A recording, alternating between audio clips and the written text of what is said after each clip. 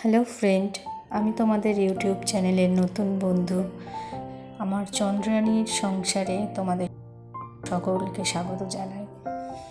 আমি আজকে আমার প্রথম ভিডিওতে তোমাদের সকলকে দেখাই আমি কীভাবে চটজলদি চিকেন রান্না করি।